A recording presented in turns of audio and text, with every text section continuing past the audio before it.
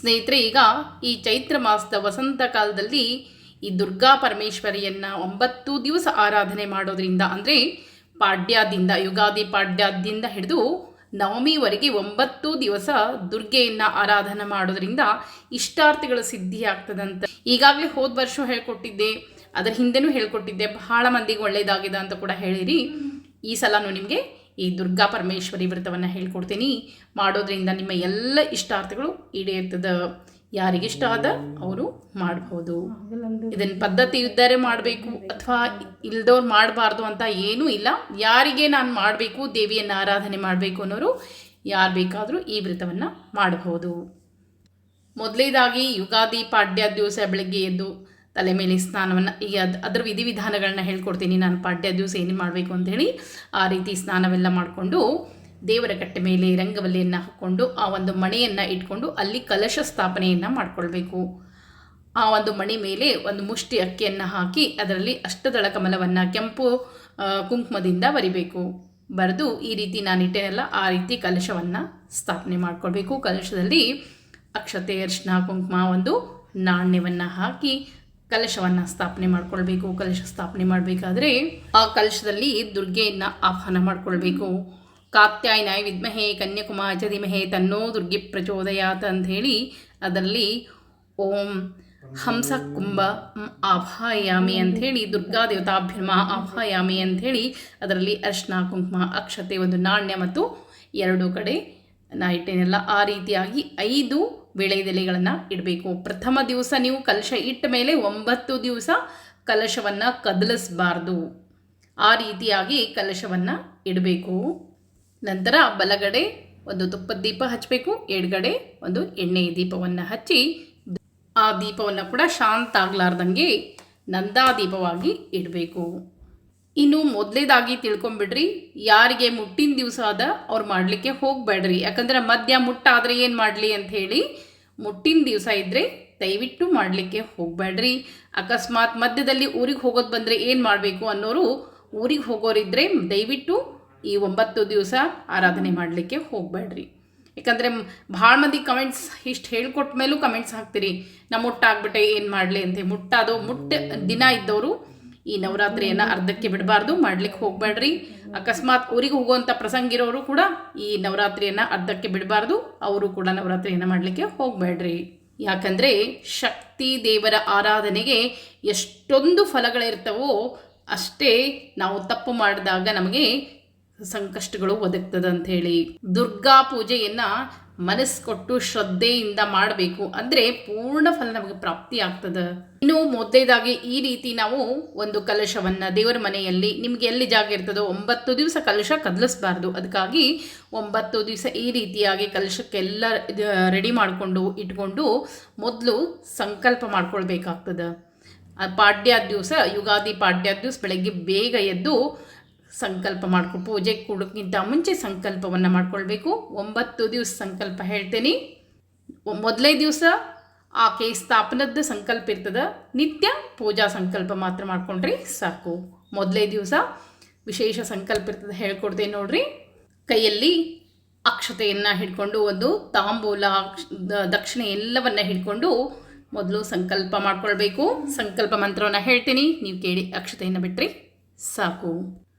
ಓಂ ಸ್ವಸ್ತಿ ಶ್ರೀಮದ್ಭಗವತೋ ವಿಷ್ಣುರಾಜ್ಞಾ ಪ್ರವರ್ತಮಾನಸ್ಯ ಆದ್ಯ ಬ್ರಹ್ಮಣ ದ್ವಿತೀಯವರಾರ್ಧೆ ಶುಭತಿಥಿ ಶುಭವಾಸರ ಶುಭನಕ್ಷತ್ರ ಶುಭಯೋಗೆ ಶುಭಕರ್ಣೆ ಏವಂ ಗುಣವಿಶೇಷ ವಿಶಿಷ್ಟಾಯಾಂ ಶುಭಪುಣ್ಯಂತೋ ಸಮಸ್ತ ಭಕ್ತಜನನಾಂ ಕ್ಷೇಮಸ್ಥೈರ್ಯ ವಿಜಯ ಅಭಯ ಆಯುರಾರೋಗ್ಯ ಐಶ್ವರ್ಯ ಅಭಿವೃದ್ಧ್ಯರ್ಥಂ ಧರ್ಮಾರ್ಥ ಕಾಮಮೋಕ್ಷ ಚತುರ್ವಿಧ ಫಲಪುರುಷಾರ್ಥ ಸಿದ್ಧ್ಯರ್ಥಂ ಶ್ರೀ ದುರ್ಗಾ ಪರಮೇಶ್ವರಿ ಪ್ರೇರಣೆಯ ಶ್ರೀ ದುರ್ಗಾ ಪರಮೇಶ್ವರಿ ಪ್ರೀತ್ಯರ್ಥಂ ಯಥಾಶಕ್ತಿ ಯಥಾಜ್ಞಾನೇನ ಆದ್ಯ ಪ್ರಾತರಾರಭ್ಯ ಆಗಮಿ ನವಮಿ ಪರ್ಯಂತ ನವರಾತ್ರೋತ್ಸವಾಖ್ಯಂ ಕರ್ಮ ಕರಿಷ್ಯಮಾಣಃ ಘೃತದೀಪ ಸಂಯೋಜನಂ ತೈಲದೀಪ ಸಂಯೋಜನಂ ಪ್ರತಿದಿನಂ ಮಹಾಪೂಜನಂಚ ಕರಿಷ್ಯೆ ಅಂಥೇಳಿ ಕೈಯಲ್ಲಿರುವಂಥ ಅಕ್ಷತೆಯನ್ನು ಬಿಡಬೇಕು.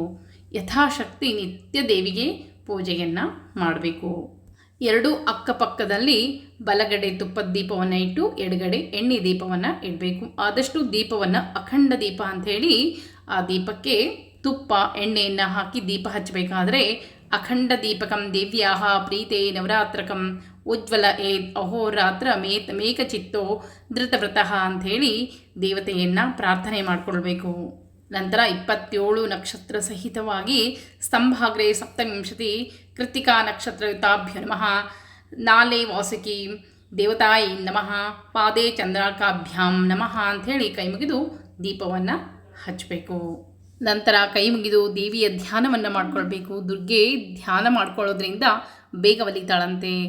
ದುರ್ಗಾಧ್ಯಾಯತು ದುರ್ಗತಿ ಪ್ರಶಮನಿನ್ ದುರ್ವಾದಲ ಶ್ಯಾಮಲಾಂ ಚಂದ್ರಾರ್ಧೋಜ್ವಲ ಶೇಖರಾಂ ತ್ರಿನೈನಾಂ ಆಪೀತ ವಾಸೋವಸಂ ಚಕ್ರಂ ಶಂಕ ವಿಮಿಷುಂದ ಧನುಶ್ಚದತಿಂ ಕೋದಂಡ ಬಾಣಾಂಶಯೋರ್ಮುದ್ರೆ ವಾಭಯ ಕಾಮದೆ ಸಕಟಿ ಬಂಧಾಭಿಷ್ಟದಾಂ ವಾನಯೋಹೋ ಅಂಥೇಳಿ ದುರ್ಗೆಯನ್ನು ಧ್ಯಾನವನ್ನು ಮಾಡಿಕೊಂಡು ನಂತರ ಆಹ್ವಾನ ಮಾಡಿಕೊಳ್ಬೇಕು. ಓಂ ದುರ್ಗಾಯೈ ನಮಃ ಆಹ್ವಾನಾರ್ಥೆ ಅಕ್ಷತಾಂ ಸಮರ್ಪಯಾಮಿ. ಓಂ ದುರ್ಗಾಯೈ ನಮಃ ಆಸನಾರ್ಥೆ ಅಕ್ಷತಾಂ ಸಮರ್ಪಯಾಮಿ. ಓಂ ದುರ್ಗಾಯೈ ನಮಃ ಅರ್ಘ್ಯಂ ಸಮರ್ಪಯಾಮಿ, ಪಾದ್ಯಂ ಸಮರ್ಪಯಾಮಿ, ಆಚಮನೀಯಂ ಸಮರ್ಪಯಾಮಿ. ಈ ಸಲ 3 ಸಲ ಹೂವಿನಿಂದ ಪ್ರೋಕ್ಷಣೆಯನ್ನು ಮಾಡಿ ನಂತರ ಸ್ನಾನ ಸಮರ್ಪಯಾಮಿ, ವಸ್ತ್ರ ಸಮರ್ಪಯಾಮಿ ಅಂತೇಳಿ ಸ್ನಾನ ವಸ್ತ್ರ ಎಲ್ಲವನ್ನ ಮಾಡಿ, ವಸ್ತ್ರ ಗೆಜ್ಜೆ ವಸ್ತ್ರ 18+2 ಆದರೆ ಸಾಕು. ನಿತ್ಯ ಗೆಜ್ಜೆ ವಸ್ತ್ರ ತೆಗೆದು ಬೇರೆ ಇರಿಸಬೇಕು. ಕಲಶವನ್ನು ಕದಲಿಸಬಾರ್ದು ಮತ್ತು ಸ್ಥಾನ ಪಲ್ಲಟನವನ್ನು ಮಾಡಬಾರ್ದು. ಒಂದು ಸಲ ಕಲಶ ಸ್ಥಾಪನೆ ಆದಮೇಲೆ ಮತ್ತೆ ಆ ಸ್ಥಳವನ್ನು 9 ದಿವಸ ಆದಮೇಲೆ 10ನೇ ದಿವಸ ವಿಸರ್ಜನೆಯನ್ನು ಮಾಡಬೇಕು. ನಿತ್ಯ ನಿಮಗೆ ಅಡುಗೆ ಮಾಡಲಿಕ್ಕಾದರೆ ಅಡುಗೆ ಮಾಡಿರಿ. ಅಡುಗೆ ಮಾಡಲಿಕ್ಕಾಗಲಿಲ್ಲ ಅಂದರೆ ಹಾಲು ಹಣ್ಣು ನೈವೇದ್ಯ ತೋರಿಸ್ಬೋದು, ಹಾಲು ಸಕ್ಕರೆ ನೈವೇದ್ಯ ತೋರಿಸ್ಬೋದು, ಪಾಯಸ ನೈವೇದ್ಯ ತೋರಿಸ್ಬೋದು.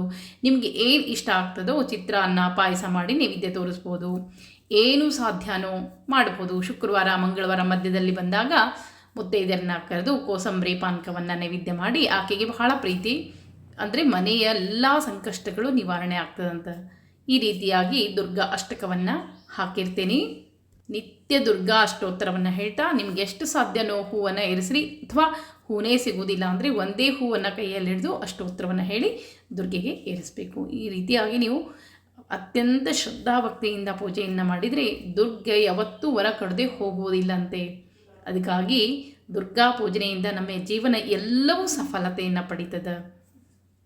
ಅದಾದಮೇಲೆ ಒಂದು ವಿಶೇಷವಾಗಿರುವಂಥ ಶ್ಲೋಕವನ್ನು ಹೇಳ್ತೀನಿ. ನಿತ್ಯ 9 ಸಾರಿ ಹೇಳ್ರಿ, ನಿಮ್ಮ ಎಲ್ಲ ಸಂಕಷ್ಟಗಳು ದೂರ ಆಗ್ತದೆ. ಈ ರೀತಿಯಾಗಿ ಆಕೆಗೆ ಅಷ್ಟೋತ್ತರ ಹೇಳಿ ಅಕ್ಷತೆಯನ್ನು ಹಾಕಿ ಪ್ರದಕ್ಷಿಣ ನಮಸ್ಕಾರ ಹಾಕಬೇಕು. ಈ ರೀತಿ ವ್ರತ ಅಂಥೇಳಿ 9 ದಿವಸ ನವರಾತ್ರಿ ಆಚರಣೆ ಮಾಡಿದ್ದೇ ಆದರೆ ಎಲ್ಲ ಸಂಕಷ್ಟಗಳು ದೂರ ಆಗ್ತದೆ. ಧೂಪ ದೀಪ ನೈವೇದ್ಯ ಎಲ್ಲ ಆದಮೇಲೆ ಒಂದು ಸಣ್ಣ ಶ್ಲೋಕದ ಅದನ್ನು ಪ್ರತಿನಿತ್ಯವಾಗಿ 9 ಸಾರಿ ಪಾರಾಯಣ ಮಾಡಿರಿ. ಹೇಳ್ತೇನೆ ನೋಡ್ರಿ ಶ್ಲೋಕ.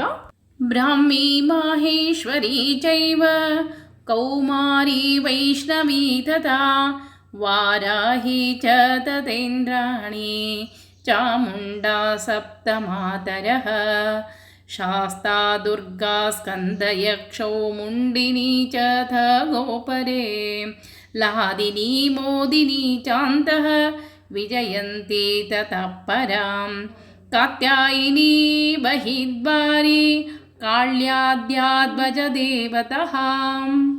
ಈ ರೀತಿಯಾಗಿ ದುರ್ಗೆಯನ್ನು 9 ದಿವಸ 9 ಸಾರಿ ನೀವು ಪಾರಾಯಣ ಮಾಡ್ತಾ ಇದ್ರೆ ನಿಮ್ಮ ಎಷ್ಟೋ ಸಂಕಷ್ಟಗಳು ದೂರ ಆಗ್ತದೆ, ಎಷ್ಟೋ ಇಷ್ಟಾರ್ಥಗಳು ಮನೆಯಲ್ಲಿ ನೆರವೇರ್ತದೆ. ಅಷ್ಟೇ ಅಲ್ಲ, ನಿಮ್ಮ ಮನೆಯಲ್ಲಿ ಏನೇ ದೋಷ ಇದ್ದರೂ ಕೂಡ ಅವೆಲ್ಲವೂ ದೂರ ಆಗ್ತದೆ. ಭಗವತಿಯನ್ನು ಆರಾಧನೆ ಮಾಡೋದ್ರಿಂದ ಸಮಸ್ತ ಮಂಗಲಗಳು ಮನೆಯಲ್ಲಿ ನೆಲೆಯೂರ್ತದೆ ಅಂಥೇಳಿ. ಅದಕ್ಕಾಗಿ ಈ ರೀತಿಯಾಗಿ 9 ದಿವಸ ಆರಾಧನೆ ಮಾಡಿ 10ನೇ ದಿವಸ ಆಕೆಯನ್ನು ವಿಸರ್ಜನೆ ಮಾಡಬೇಕು.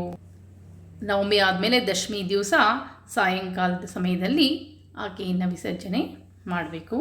ಆ ದಿನ ವಿಸರ್ಜನೆ, ಕೊನೆಯ ದಿವಸ ವಿಸರ್ಜನೆ ಸಾಯಂಕಾಲ ಮಾಡಿದರೆ ಮುಗೀತು. ಈ ರೀತಿಯಾಗಿ ದುರ್ಗಾ ಒಂದು ನವರಾತ್ರಿಯನ್ನು ಹೇಳ್ಕೊಡ್ತೀನಿ. ಮತ್ತೆ ಮುಂದಿನ ವಿಡಿಯೋದಲ್ಲಿ ರಾಮ ನವರಾತ್ರಿಯನ್ನು ಹೇಳ್ಕೊಡ್ತೀನಿ. ಮತ್ತೆ ಮುಂದಿನ ವಿಡಿಯೋ ಸಿಗ್ತೀನಿ. ನಮಸ್ಕಾರ.